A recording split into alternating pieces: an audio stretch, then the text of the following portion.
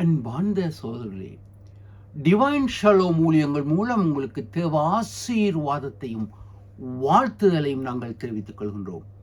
இன்றைய ஜூன் மாதம் 29ஆம் தேதி உங்களுக்கு தேவ ஆசீர்வாதத்தின் நற்செய்தியை உங்களுக்கு நாங்கள் கூறுகின்றோம்.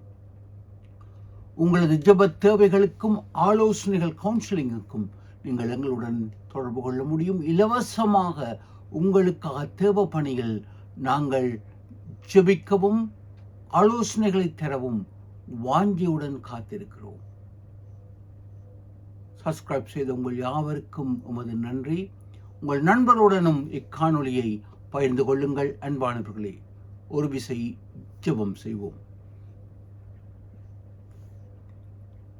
இரக்கத்தின் தேவனே, இவ்வேளையிலும் நீர் எங்களை அழைத்து இந்த பூமிக்கு நாங்கள் உம்முடைய சத்தியத்தை கூறும் உடன்படிக்கையின் மக்களாக எங்களை அழைத்திருக்கிறீர் கர்த்தாவே. உம்முடைய சத்தியங்களை நாங்கள் கூறவும் உமக்கேற்ற பிரகாரம் நாங்கள் வாழவும் எங்களை உம்முடைய பரிசுத்தாவின் அபிஷேகத்தினால் நிரப்பும் ராஜா. எங்களை நீர் புடமிடும், எங்களை பலப்படுத்தும், எங்கள் குறைகளை நீர் நிவர்த்தியாக்கும். இவ்வேளையிலும் கர்த்தாவே, சரீர வியாதியில் அவதிப்படும் உம்முடைய பிள்ளைகளுக்கு, மன உளைச்சலில் வேதனைப்படும் பிள்ளைகளுக்கு, பொருளாதார சூழ்நிலைகளில் இருக்கும் பிள்ளைகளுக்கு, குடும்ப சூழ்நிலைகள் பாதிக்கப்பட்ட பிள்ளைகளுக்கு, வேலையில்லா உம்முடைய பிள்ளைகளுக்கு கர்த்தாவே, பலதரப்பட்ட சூழ்நிலையில் மனம் பாதிக்கப்பட்டு கடந்த காலங்களின் வேதனைகளை இதயத்தில் பாரமாய் சுமந்திருக்கும் பிள்ளைகளுக்கு யாவருக்கும் நீர் ஒரு விடுதலையை கட்டளையிடும் கர்த்தாவே. உம்முடைய நம்பிக்கையில் தங்கள் எதிர்காலம் சுபீட்சமாய் அமைய உம்முடைய சத்தியத்தை நீர் எடுத்து விளக்கும் ராஜா. வாழ்க்கையின் விரக்தியின் மத்தியில் இருக்கும் பிள்ளைகளை நீர் நம்பிக்கையின் நட்சத்திரமாக மாற்றும் இயேசுவின் நாமத்தில். விசேஷித்த நாட்களை கொண்டாடும் உம்முடைய பிள்ளைகளை கர்த்தாவே அபரிதமாய் ஆசீர்வதியுங்கள். நீங்கள் பேசுங்கள் தெய்வமே, நாங்கள் கேட்கிறோம். இயேசு கிறிஸ்துவின் ஜீவனுள்ள நாமத்தில் நாங்கள் ஜெபிக்கிறோம் பரம தந்தையே, ஆமேன். அன்பான சகோதர சகோதரிகளே, வேத பாடமாக மத்தேயு சுவிசேஷம் 5ஆம் அதிகாரம் 13ஆம் வசனத்தை வாசிக்க கேட்போம். நீங்கள் பூமிக்கு உப்பாய் இருக்கிறீர்கள். உப்பானது சாரமற்று போனால் எதினால் சாரமாக்கப்படும். வெளியே கொட்டப்படுவதற்கும் மனுஷரால் மிதிக்கப்படுவதற்குமே ஒழிய வேறொன்றுக்கும் உதவாது.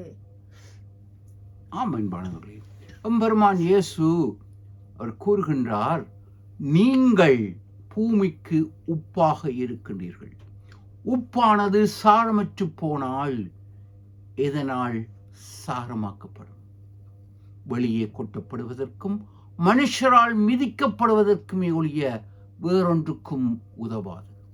உப்பின் விசேஷம் அதன் சுவை. ஆம், இங்கு உப்பை எடுத்துக்கொண்டால் அது ஆவிக்குரிய வாழ்க்கையை எடுத்து விளக்குவதாக இருக்கின்றது.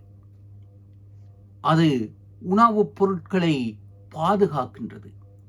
உணவுப் பொருட்கள் கெட்டு போகாமல் இருப்பதற்கு பாதுகாக்கின்றது.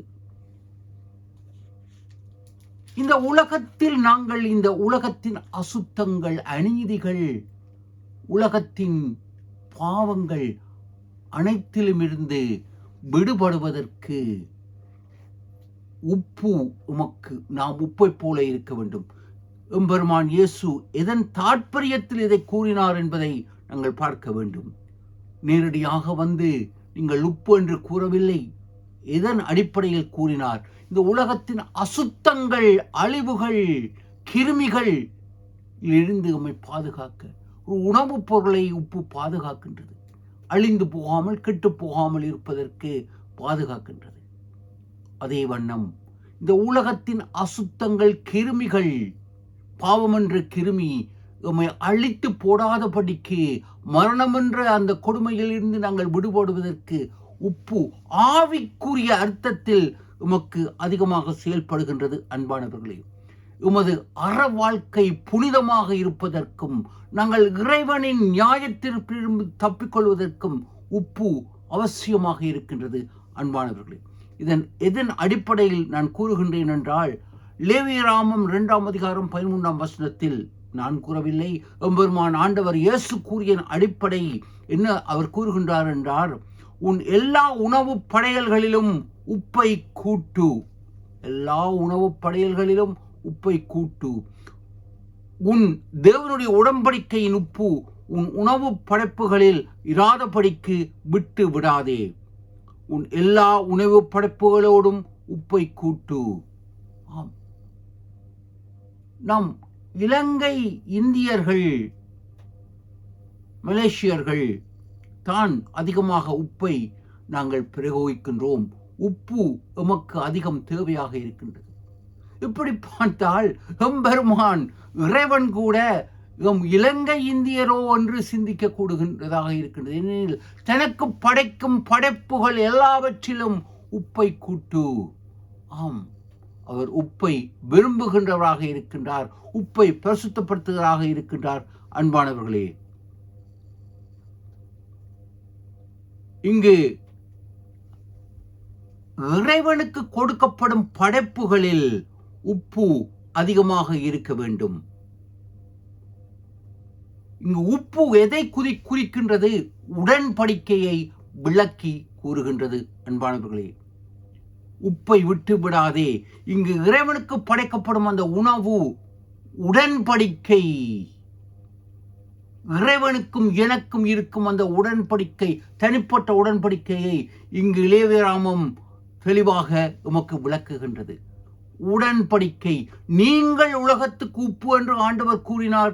என் அன்பு சகோதரனே, என் அன்பு சகோதரியே, அன்று ஆபிரகாமுடன் ஆண்டவர் உடன்படிக்கை செய்தார்.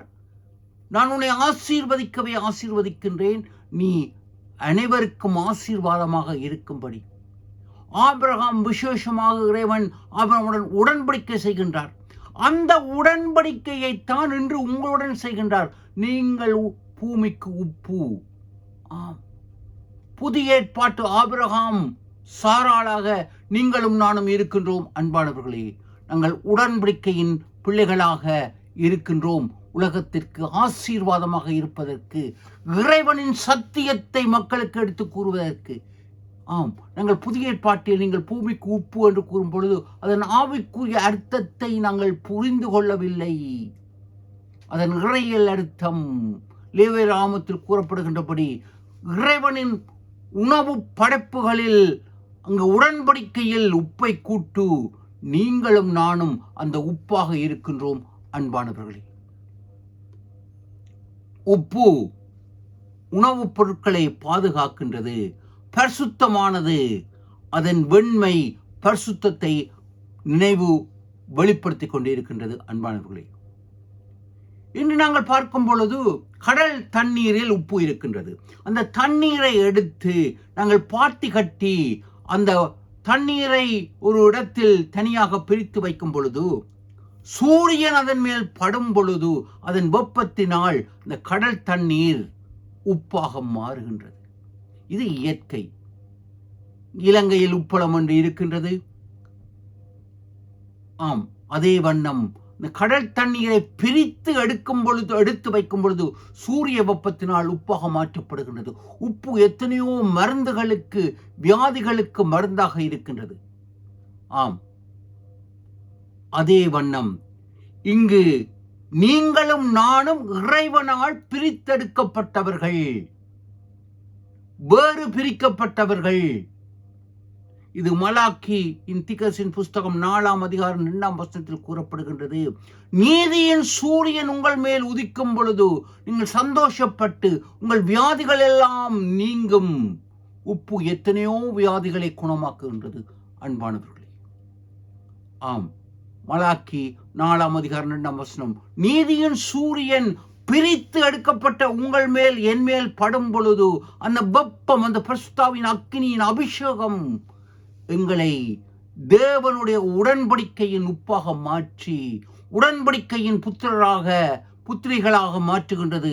இதன் ரகசியம், பரம ரகசியம் ஆவிக்குரிய ரகசியம் அன்பானவர்களே. இதைத்தான் அப்போஸ்தலனாகிய பவுல் ரோமர்கள் நிருபம் 12 கூறுகின்றார். நீங்கள் இந்த உலகத்துக்கு ஒத்த வேஷம் தெரியாமல் தேவனுடைய நன்மையும் பிரியமும் பரிபூர்ணமான விருப்பம் என்னதென்று பகுத்தறியத்தக்கதாக உங்களுடைய மனம் புதிதாக மறுரூபமாகிறதுனாலே மறுரூபமாகுங்கள். ஆம், நீங்கள் பரிபூர்ணமாக பிரித்தெடுக்கப்பட்டிருக்கிறீர்கள். இந்த உலகத்துக்கொத்த வேஷம் இல்லை. அன்று அந்த தண்ணீரை பிரித்து வைக்கும் பொழுது நீதியின் சூரியன் படுகின்றது. நீங்கள் உலகத்துக்கொத்த வேஷம் நாங்கள் தரிக்க கூடாது. பேர் கிறிஸ்தவர்களாக நாங்கள் ஏனோ தானோ என்ற கிறிஸ்தவர்களாக வாழ முடியாது. பிரித்தெடுக்கப்பட்டவர்கள் அப்பொழுதுதான் இவருடைய மறுமையில், அவருடைய வருகையில், அவருடைய ரப்சரில் நாங்கள் அவருடன் செல்ல முடியும்.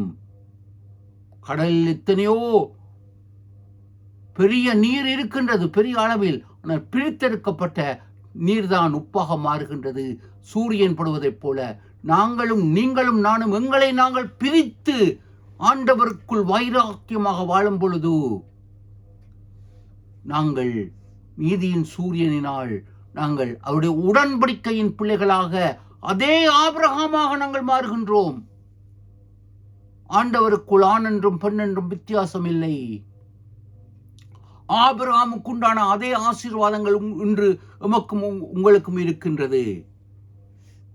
மேலும் கூறுகின்றார், அப்படி இருக்க சகோதரரே, நீங்கள் உங்கள் சரீரங்களை பரிசுத்தமும் தேவனுக்கு பிரியமுமான ஜீவ பலியாக ஒப்பு கொடுக்க வேண்டும் என்று தேவனுடைய இரக்கங்களை முன்னிட்டு உங்களை வேண்டிக் கொள்கிறேன். இதுவே நீங்கள் செய்யத்தக்க புத்தியுள்ள ஆராதனை.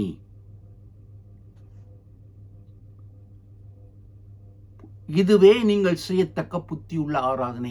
நாங்கள் தினமும் ஒவ்வொரு ஞாயிறும் ஆராதனைக்கு செல்கின்றோம். ஆனால் எங்கள் சரீரங்களை, எங்கள் ஆவி ஆத்மா சரீரம் ஐம்புலன்களை ஆண்டவருக்கு பிரியமானபடி ஒப்பு கொடுக்கின்றோமா?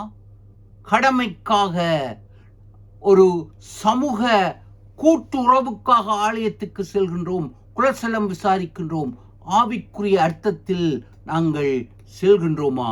புத்தியுள்ள ஆராதனை எது? எங்கள் சரீரங்களை ஆண்டவருக்கு ஒப்பு கொடுப்பது. எங்கள் சரீரம்தான் ஆண்டவர் தங்கும் ஆலயம், பரிசுத்த ஆவியானவர் தங்கும் இடம். நாங்கள் பூமிக்கு உப்பாக இருக்கின்றோம். ஆண்டவருக்கு நாங்கள் ஜீவ பலியாக எங்களை ஒப்புக் கொடுக்க வேண்டும். இங்கே நாங்கள் பார்க்கின்றோம், அங்கு எலிசா திக்கரசி, அங்கு எரிகோ நீர் அங்கு கெட்டு போகின்றது. அப்பொழுது அவர் உப்பை எடுத்து அதில் போடுகின்றார். ராஜாக்கள் 2 அதிகாரம் 19 எலிசா கெட்டுப்போன அந்த நீரில் உப்பை போடும் பொழுது உப்பு அது ஆரோக்கியமாக மாறுகின்றது. அந்த நீர் உப்பினால் ஆரோக்கியமாக மாறுகின்றது. அந்த ஆரோக்கியம், உப்பு ஆரோக்கியத்தை கொடுக்கின்றது. இன்று எங்கள் வாழ்க்கை கெட்டுப்போய் இருக்கின்றதா? உலகத்தின் பாவங்களுக்குள் சிக்கப்பட்டு இருக்கின்றோமா? மாது, போதை வஸ்து, உலகத்தின் சிற்றின்பங்கள், இப்படியாக உலக பாவங்களில், பண ஆசை, இவைகளில் சிக்கி தவித்துக் கொண்டிருக்கின்றோமா? அன்று கெட்டுப்போன அந்த நீரை எலிசா திக்கரசி உப்பை போட்டு மாற்றியதைப் போல ஆண்டவர் நீதியின் சூரியன் எம்மை உப்பாக அழைத்து இருக்கின்றார். பேர் கிறிஸ்தவர்களாக அல்ல என் சகோதரனே, சகோதரியே. ஆம், இங்கு லேவியராமம் 2 அதிகாரம் 13 கூறப்படுகின்றபடி நாங்கள் பிரித்தெடுக்கப்பட்ட ஆண்டவரின் உடன்படிக்கையின் உப்பு. உம்மை சிந்திப்போமா?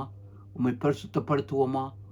ஆண்டவர் தாம் இந்த உலகத்தின் மாயைக்குள் இருந்து உம்மை மீட்டு புளிப்புள்ள மாவாக, புளிப்பாக மற்றவர்களையும் கெட்டுப்போக பண்ணாமல் உப்பாக, ஜீவ பலியாக, நீதியின் சூரியனுக்குள் நாங்கள் வாழ்ந்து ஆண்டவரின் உடன்படிக்கையின் பிள்ளைகளாக வாழ இறைவன் உங்களை அழைக்கின்றார். நீங்கள் பூமிக்கு உப்பாக இருக்கின்றீர்கள். நாங்கள் கெட்டுப்போனால் வெளியே எரியுண்டு மிதிக்கப்படுவதா, அல்லது ஆண்டவருக்கு உகந்த உடன்படிக்கையின் உணவாக, ஆண்டவர் விரும்பி உண்ணும் உணவாக எம்மை ஆண்டவர் மாற்ற எம்மை ஒப்புக் கொடுப்போமா? முடிவு உங்கள் கரங்களில். ஜெபிப்போம். ஆண்டவர் உங்களை ஆசீர்வதிப்பார். உங்கள் மனதை புதிதாக மறுரூபமாக்க பரிசுத்த ஆவியானவர் உங்களுக்கு கிருபை செய்வார். பிதா, குமாரன், பரிசுத்த ஆவியின் நாமத்தில் ஆமென்.